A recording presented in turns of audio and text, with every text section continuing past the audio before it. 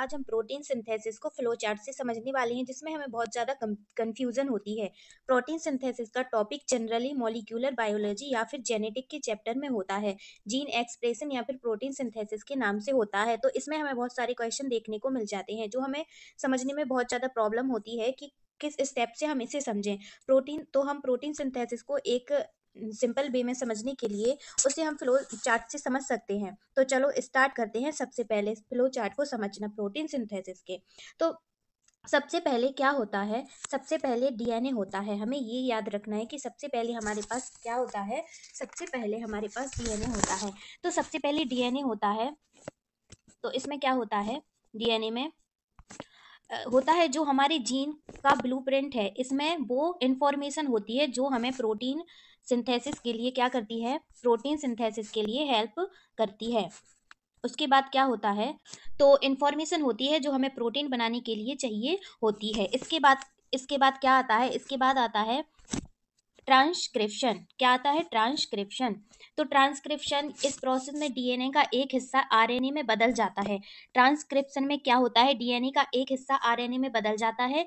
ये काम RNA polymerase नाम का एंजाइम करता है। कौन करता है, एक पॉलीमरेज नाम का एंजाइम होता है, वो ये काम करता है। ये डीएनए को खोलता है और एमआरएनए यानी मैसेंजर आरएनए बनाता है, जो डीएनए की सीक्वेंस की कॉपी होती है। क्या होती है, डीएनए की सीक्वेंस की कॉपी होती है। उसके बाद होता है प्री एमआरएनए। प्री एमआरएनए, जब आरएनए बनता है तो पहले वो प्री एमआरएनए कहलाता है, जिसमें कोडिंग सीक्वेंस यानी एक्सॉन और नॉन कोडिंग सीक्वेंस इंट्रॉन दोनों होते हैं। तो हम इसे याद रखेंगे। उसके बाद आता है पोस्ट ट्रांसक्रिप्शनल मॉडिफिकेशन।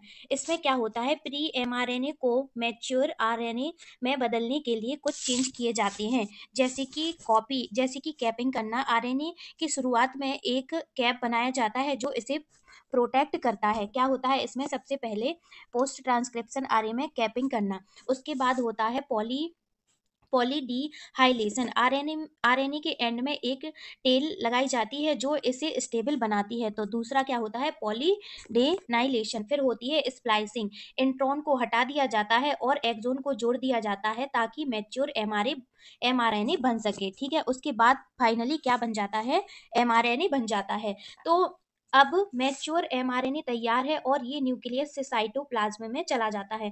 कहाँ चला जाता है, न्यूक्लियस से साइटोप्लाज्म में एमआरएनए चला जाता है। फिर ट्रांसलेशन होती है।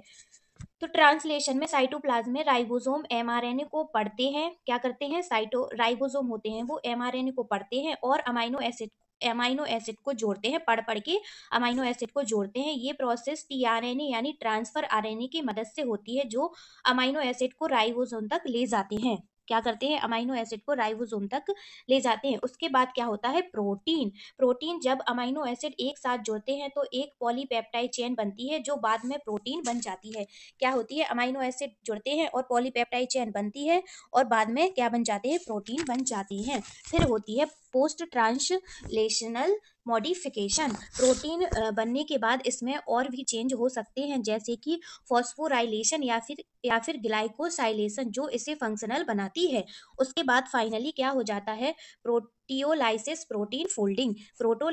प्रोटियोलाइसिस प्रोटीन फोल्डिंग, आखिर में प्रोटीन को सही शेप में फोल्ड करना, पढ़ना। कभी कभी प्रोटीन को एक्टिवेट या डीएक्टिवेट करने के लिए उन्हें काटना भी पड़ता है। तो इस तरह से डीएनए से लेकर फंक्शनल प्रोटीन तक का सफर होता है। हर स्टेप में कुछ इंपॉर्टेंट चेंज होते हैं जो इंश्योर करते हैं कि प्रोटीन सही तरीके से बन सके और अपना काम कर सके। तो आई होप आपको समझ आया होगा ये फ्लो चार्ट, और हम इस फ्लो चार्ट के मदद से अच्छे से हर एक स्टेप को समझ सकते हैं। तो सबसे पहले हमारे पास डीएनए होता है। उसके बाद हमारे पास डीएनए होता है। डीएनए क्या करता है, ट्रांसक्रिप्शन करता है। ट्रांसक्रिप्शन करके प्री एमआरएनए बना लेता है। उसके बाद कुछ पोस्ट ट्रांसक्रिप्शनल मॉडिफिकेशन होती हैं, चेंज होते हैं। उसके बाद हमारे पास एमआरएनए बन जाता है। एमआरएनए से हमें ट्रांसलेशन होती है। ट्रांसलेशन के बाद प्रोटीन बनता है और प्रोटीन में भी कुछ पोस्ट ट्रांसलेशन मॉडिफिकेशन होता है ताकि वो अच्छे से सेफ साइज में हो सके। उसके बाद प्रोटोलाइसिस प्रोटीन फोल्डिंग होती है, उसे अच्छे से अरेंज कर दिया जाता है। तो ऐसे ही क्या बन जाता है, प्रोटीन बन जाता है और प्रोटीन की सिंथेसिस हो जाती है। आई होप आपको अच्छे से समझ आया होगा। अगर आपको अच्छे से समझ आया है और ऐसे ही और टॉपिक्स को समझना है तो इस चैनल को सब्सक्राइब कर ले और बेल आइकन को प्रेस कर ले, ताकि सबसे पहले वीडियो आप तक पहुंच जाए और आप उसे देख सके और टॉपिक्स को समझ सके। Thank you.